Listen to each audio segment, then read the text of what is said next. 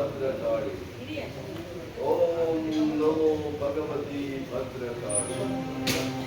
ಓಂ ನಮೋ ಭಗವತಿ ಭದ್ರಕಾಳಿ.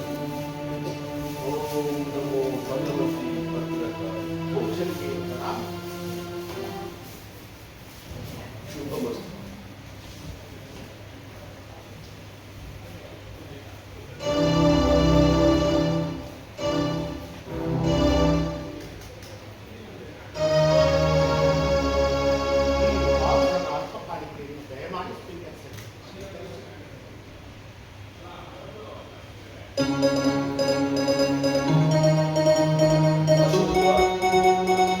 ನಿನ್ನ ರಾಜ್ಯದಲ್ಲಿ ಎಲ್ಲರೂ ಕ್ಷೇಮವೇ?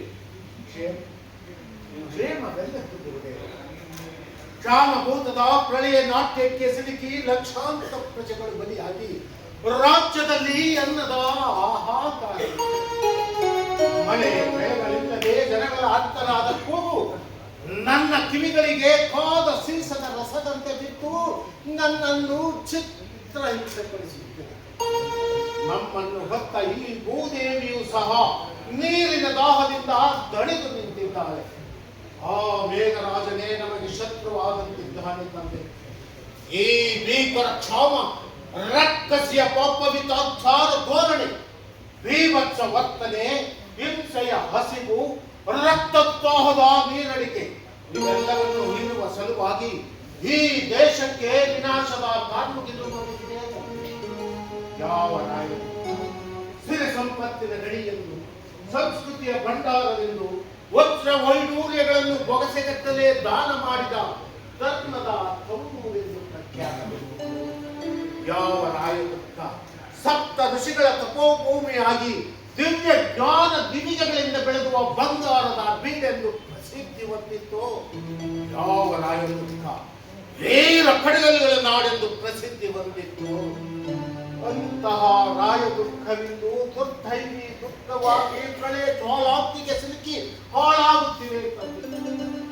ಆ ರಾಯ ದುಃಖವೇ ನನ್ನ ಕಣ್ಗಳಿಗೆ ರುದ್ರ ಸ್ಮಶಾನದಂತೆ ಕಾಯುತ್ತಿದೆ ತಂದೆ. ಅಂದು ದುರ್ಗಾದೇವಿಯ ಮಾನ ಸಂರಕ್ಷಣೆಗಾಗಿ ಹಗಲಿರುಳು ಕಂಕಣ ಧರಿಸಿ ರಣಕ್ಷೇತ್ರಕ್ಕಿಳಿದು ಶತ್ರುಗಳ ರುಂಡಗಳನ್ನು ಚೆಂಡಾಡಿದ ನನ್ನ ವೀರ ಯೋಧರನಿಂದು ಆಹಾರವಿಲ್ಲದೆ ಮರಣವನ್ನಪ್ಪುತ್ತಿದ್ದಾರೆ. ಅವರೆಲ್ಲರನ್ನು ಬಲಿ ತೆಗೆದುಕೊಂಡು ಆ ಕ್ರೂರವಿಧಿ ನನ್ನನ್ನೇಕೆ ಬಲಿ ತೆಗೆದುಕೊಳ್ಳಲಿಲ್ಲ ಗುರುವೇ? ನನ್ನನ್ನೇಕೆ ಬಲಿ ತೆಗೆದುಕೊಳ್ಳಲಿಲ್ಲ ಗುರುದೇವ? ನನ್ನನ್ನೇಕೆ ಬಲಿ ತೆಗೆದುಕೊಳ್ಳಲಿಲ್ಲ ಗುರುವೇ? ನನ್ನನ್ನೇಕೆ ನಾನು ಉಳಿಸಬೇಕಾದ ಪಾಪದ ಹೊರೆಯನ್ನು ನಿರಪರಾಧಿಗಳಾದ ನನ್ನ ಪ್ರಜೆಗಳಿಗೂ ಹಂಚಿ ಏಕೆ ಕ್ರೂರವಿಧಿ? ಏಕೆ ಕಣ್ಮುಚ್ಚಿಕೊಳ್ಳುತ್ತಿರುವೆ? ಏಕೆ ಕಣ್ಮುಚ್ಚಿಕೊಳ್ಳುತ್ತಿರುವೆ ಗುರುದೇವ? ಗುರುದೇವ, ನಾನು ಎಲ್ಲವನ್ನೂ ಬಲ್ಲೆ ಅಶೋಕ. ಅದಕ್ಕೆ ಕಾರಣ ನೀನರಿ. ಗುರುದೇವ, ಅದೇನು ಗೊಂಡನ್ನು ತಿಳಿಸುತ್ತೇನೆ ಮಹಾರಾಜ. ಅದು ನೀನು ಮಾಡಿದ ಪಾಪದ ಫಲ. ಗುರುದೇವ, ನಾನು ಮಾಡಿದ ಪಾಪದ ಫಲ? ಹೌದು ಚಕ್ರ, ಅದೇನು ತಂದೆ? ಹೌದು. ಹಿಂದಿನ ಜನ್ಮದಲ್ಲಿ ನೀನು ನಿನಗರಿವಿಲ್ಲದಂತೆ ನಿನ್ನ ಹೆತ್ತ ತಾಯಿಯನ್ನು ನೀನೇ ನಿನ್ನ ಕೈಯಾರೆ ವಧೆ ಮಾಡಿ. ಗುರುದೇವ, ಬೇಡಿ ಬೇಡಿ ಗುರುದೇವ, ಬೇಡಿ. ಮಾತೃ ಹತ್ಯೆಯ ಪಾಪದ ಹೊರೆಯನ್ನು ನನ್ನ ಮೇಲೆ ಹೊರಿಸಬೇಡಿ ಗುರುದೇವ, ನನ್ನ ಮೇಲೆ. ಸತ್ಯ, ನನ್ನ ಮಾತು ಸತ್ಯ. ಇದರ ಪಾಪದ ಫಲವೇ ಇಂದು ನಿನ್ನ ರಾಜ್ಯದಲ್ಲಿ ಕ್ಷಾಮದ ಗೊಂದಲಕ್ಕೆ ಮೂಲ ಕಾರಣವಾಗಿದೆ. ಗುರುದೇವ, ಗುರುದೇವ, ಕೇಳಲಾರೆ, ಕೇಳಿ ಭರಿಸಲಾರೆ.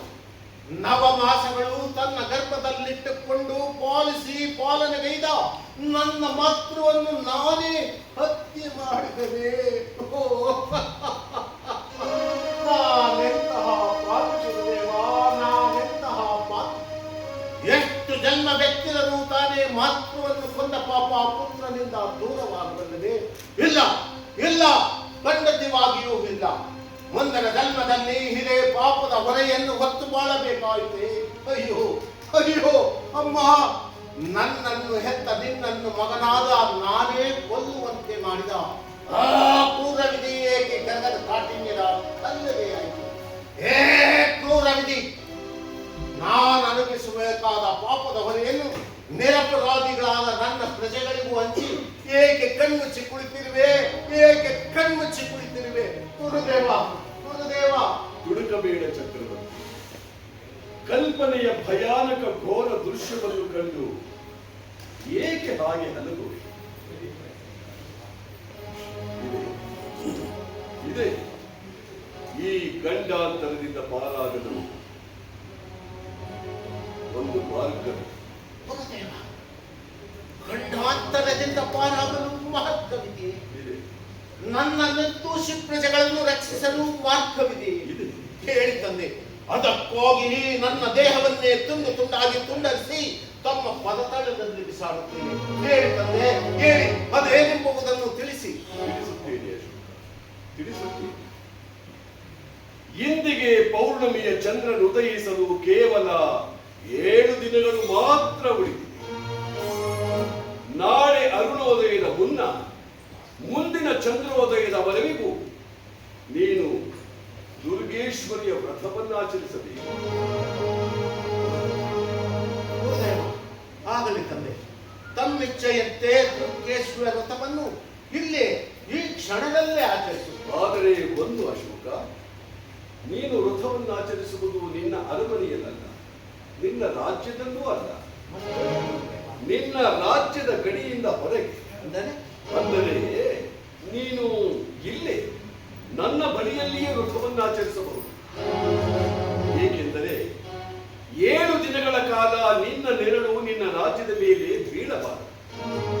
ಹಾಗೇನಾದರೂ ಬಿದ್ದರೆ ಮತ್ತೆ ಕ್ಷಾಮದ ಗೊಂದಲಕ್ಕೆ ಮೂಲ ಕಾರಣವಾಗಿ ನಿನ್ನ ರಾಜ್ಯವೇ ಸಂಪೂರ್ಣವಾಗಿ ಸರ್ವನಾಶವಾಗುವ ಮುನ್ಸೂಚನೆ ನನ್ನ ದಿವ್ಯ ಜ್ಞಾನ ದೃಷ್ಟಿಯಿಂದ ಕಂಡುಬರುತ್ತದೆ. ಆದ್ದರಿಂದ ನೀನು ಇಲ್ಲೇ ನನ್ನ ಬಳಿಯಲ್ಲಿಯೇ ವ್ರತವನ್ನು ಆಚರಿಸುವುದು ಸೂಕ್ತವೆಂದು ತೋರುತ್ತದೆ.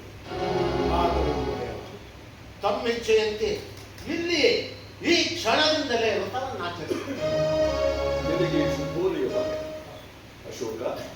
ನಿನ್ನ ಸಂಗಡ ಬಂದಿರುವ ಈ ನಿಮ್ಮ ಸೈನಿಕರನ್ನು ನಿನ್ನ ಅರಮನೆಗೆ ಹಿಂದಿರುಗುವಂತೆ ಹೇಳಿ, ಅದು ಅಲ್ಲಿ ನೋಡು, ಅಲ್ಲಿ ಹರಿಯುತ್ತಿರುವ ಆ ಗಂಗೆಯಲ್ಲಿ ನಿಲ್ಲು. ನಿನಗೆ ಬೇಕಾದ ವ್ರತಕ್ಕೆ ಬೇಕಾದ ಎಲ್ಲವನ್ನು ನಾನು ಅಣಿ ಮಾಡಿಕೊಡುತ್ತೇನೆ. ಅದಾಜ್ಞೆ ಕೊಡುತ್ತೇನೆ. ನಿನಗೆ ಶುಭವಾಗಲಿ.